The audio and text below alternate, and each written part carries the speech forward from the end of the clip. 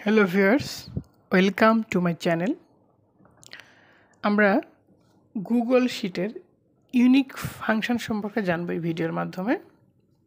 ছোট্ট একটি ভিডিও ধৈর্য সহকারে আমরা দেখব যে ইউনিক ফাংশন। এখানে দুটো টেবিল দেখতে পাচ্ছি, একটা টেবিলের মধ্যে ডাটা আছে আর একটা ডাটা নেই, এবং এই ডাটাগুলোর মধ্যে আমরা রিপিটেশন দেখতে পাচ্ছি। এই সি কলামের মধ্যে যে নামগুলো আছে এই নামগুলোর মধ্যে রিপিটেশন আছে, আবার ডি কলামে যে ডিপার্টমেন্টগুলো আছে এখানেও রিপিটেশন আছে।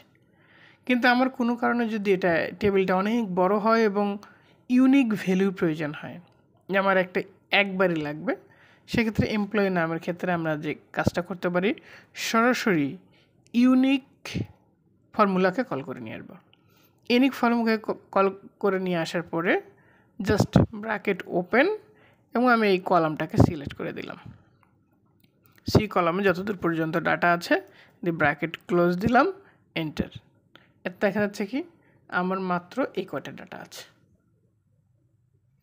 অর্থাৎ এখানে 5 জনের ডাটা আছে। অর্থাৎ এখানে নাম যদি 11টা হয় কিন্তু ইউনিক নাম আছে 5 জনের। আবার যদি এরকম প্রয়োজন হয় যে না আমার ডিপার্টমেন্ট সহ লাগবে, এখানে দেখা যাচ্ছে যে মিস্টার ফরহাদ সে এই সাইডে ডিপার্টমেন্টে আছে, আবার 6 নম্বরে দেখতে পাচ্ছি ফরহাদ সে কিউসি ডিপার্টমেন্টে আছে। আবার এখানে আরিফ এই সাইডের ডিপার্টমেন্ট আছে 2 নম্বরে, 11 নম্বরে আছে আরিফ এই সাইডের ডিপার্টমেন্টে আছে। অর্থাৎ উপরের দুটো ফরহাদ একই ফরহাদ নয়, দুই ডিপার্টমেন্টের ফরহাদ। এবং 2 এবং 11 নম্বরে যে আছে সে যে আরিফ আছে এবং সে একই ডিপার্টমেন্টের আরিফ। এরকম যদি হয় যে একই ডিপার্টমেন্টের যদি 2 জায়গায় থাকে আলাদা লাগবে, কিন্তু একই নাম আলাদা আলাদা ডিপার্টমেন্টে আছে, সেই ডাটাটাও আমার প্রয়োজন হবে। সেক্ষেত্রে আমরা যে কাজটা করব, এক্ষেত্রেও ইউনিক ফর্মুলাকেই কল করব, কিন্তু যে রেঞ্জটাকে সিলেক্ট করব সেটা হবে 2টা কলাম, অর্থাৎ নেম এবং ডিপার্টমেন্ট 2টো কলামই সিলেক্ট হবে। সিলেক্ট হওয়ার পরে এখানে ব্র্যাকেট আমি ক্লোজ দিয়ে দেব, এন্টার দিব। দেখেন এখানে 11 পর্যন্ত ছিল, এখানে কি হয়েছে একটা কম এসেছে, অর্থাৎ 10 পর্যন্ত এসেছে। অর্থাৎ এখানে যে ফরহাদ ছিল এই সাইডে আছে, আবার এখানে যে ফরহাদ কিউসি সেও আছে। শুধুমাত্র আরিফ নেই, আরিফ যে এই সাইডে এখানে ছিল সে এইখানে এসে আর এখানে তাকে দেখা যাচ্ছে না, কারণ একইজন ডাবল হওয়ার কারণে সেটাকে ইউনিক ফর্মুলা এটাকে অমিট করে দিয়েছে। আবার এটা কিন্তু ডাইনামিকও বটে। 6 নম্বর যে ফরহাদ আছে আমি যদি এখানে ডিলিট করে দিই, দেখেন এই পাশে ডিলিট হয়ে গেছে। আবার কিউসি আছে ডিলিট করে দিই, এখানে ডিলিট হয়ে গেছে, বাদ হয়ে গেছে। এখানে যদি আমি নতুন কিছু দেই, এখানে নতুন কিছু আর আসবে না, কারণ ওটা না আসছে, আবার সেটা আসছে, সরি এটা আবার আসবে, নতুন কিছু এরকমভাবে আসবে। অর্থাৎ আমরা আবার কন্ট্রোল জেড দিয়ে পিছনের দিকে গেলাম, ইউনিক ফর্মুলা সম্পর্কে জানলাম, সেটা হলো গুগল শিটে। কিন্তু যাদের আপডেটেড ভার্সন নাই, এবার যদি সেটা এক্সেলে করতে চাই, এক্সেলে যেটা আপডেটেড ভার্সন সেটা অবশ্যই এটা গুগল শিটের সাথে ম্যাচ করবে। কিন্তু যদি আপডেটেড ভার্সন না থাকে, তাহলে আমি 21 ঠিক একই ডাটা এখানে আমি নিয়েছি। এটাকে যদি আমি করতে চাই, এখানে দেখা যাচ্ছে আমি যে ইকুয়ালটি দিলাম, ইউনিক কল করলে ইউনিক আসতেছে না, হ্যাঁ ইউনিকটা এখানে আসছে, unique by array, unique by column. আচ্ছা 21 আমরা 21-এ দেখতে পাচ্ছি, অফিস 21-এ ইউনিকটা আছে। সে অফিস 21-এ আমরা ইউনিক ব্যবহার করতে পারবো। যদি তার চাইতে নিম্ন ভার্সন হয়, তারপরেও যদি আমার ইউনিক দরকার হয়, তখন আমি কি করব? তখন আমরা যে কাজটা করব সেটা হচ্ছে এই যে ফিল্টার অপশন, ডাটা মেনুতে গিয়ে ফিল্টার, অ্যাডভান্স ফিল্টার যেখানে আছে সেখানে গিয়ে এখানে লিস্ট রেঞ্জ যেটা আছে সেটা আমি এখানে এই নামগুলোকে সিলেক্ট করে দিলাম। এই কলামটাকে সিলেক্ট করার পরে এখানে filter the list in place আর ফিল্টার কপি টু অ্যানাদার আমি অন্য লোকেশানে করতে চাই, এখানে করতে চাই, এই টেবিল থেকে আরেকটা টেবিল বানাতে চাই। এখানে ইউনিক রেকর্ডস ওয়ানলি যেখানে আছে জাস্ট সেখানে একটা টিক দিয়ে দিলাম।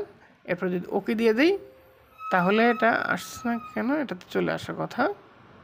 আচ্ছা আবার একটু দেখি কোথাও ভুল হয়েছে কিনা। এখানে অ্যাডভান্স, এরপরে হচ্ছে C4 থেকে C14 copy to another location, আচ্ছা, কপি টু আমার এখানে একটু ভুল ছিল, এটাকে আমি এই জায়গাটাকে দেখাই দিলাম। হ্যাঁ, যে এই জায়গাতে আমার হবে, এই জায়গাতে কপি হয়ে যাবে ইউনিক রেকর্ডস।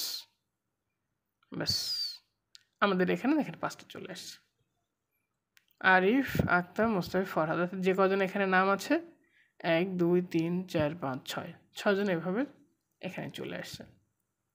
ঠিক এখানে যদি আমার ডিপার্টমেন্ট সহ প্রয়োজন হয় সেক্ষেত্রে আমরা একইভাবে কাজটা করব। তবে এটা কিন্তু ডায়নামিক না, এখানে 2 নম্বর ডিলিট করে দিলাম, ওখানে কোনো ডিলিট হয়নি। আগেরটা ছিল ডায়নামিক, কিন্তু এটা ডায়নামিক না, এটা বারবার করে নিতে হবে যদি আমাদের ব্যাকডেটেড কোনো অফিস আমরা ইউজ করে থাকি।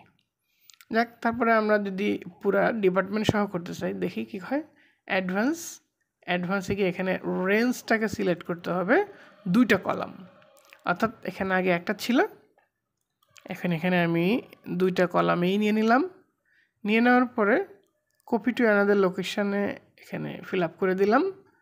কপি টু কোথায় কপি হবে? হ্যাঁ, আমাদের এই জায়গায় H4ই আছে, এখানে H4 সিলেক্ট করা আছে, H4ই হোক। ইউনিক রেকর্ডস অনলি টিক দেওয়ার পরে যখন আমরা দিলাম, দেখেন এখানে 10টা এসেছে, এখানে 11 পর্যন্ত ছিল। এখানে সিরিয়াল যদি আমরা দিতে যাই তাহলে সেটা 10 পর্যন্তই আসবে, কারণ এখানে যে একটা কম আছে। আর এভাবে করলে কিন্তু আমার বারবার করতে হবে, এটা কখনো ডায়নামিক হবে না, কারণ যারা অফিস আগেরটা এখানে ইউজ করতেছি সেক্ষেত্রে। এরপর আমরা ইচ্ছা মতো বর্ডার দিয়ে নিলাম, অর্থাৎ একই ফাংশন আমরা সব জায়গায় করতে পারি, বিকল্প ব্যবস্থা আছে, তবে আপডেটেড ভার্সন ব্যবহার করলে ভালো। আর আপনাদেরকে জানিয়ে রাখছি, আমাদের basic to advance Excel course অতি শীঘ্রই শুরু হতে যাচ্ছে। আমাদের ভর্তির ঠিকানা বা ভর্তির যে লিঙ্কগুলো থাকবে সেগুলো এই ডেসক্রিপশন বক্স বা কমেন্ট বক্সে দেওয়া থাকবে।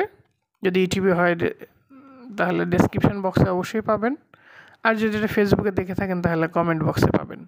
আমাদের যোগাযোগ করলে অতি অল্প খরচে, অতি অল্প সময়ে আপনার যেটুকু প্রয়োজন সেটুকু আপনাকে শেখানো হবে।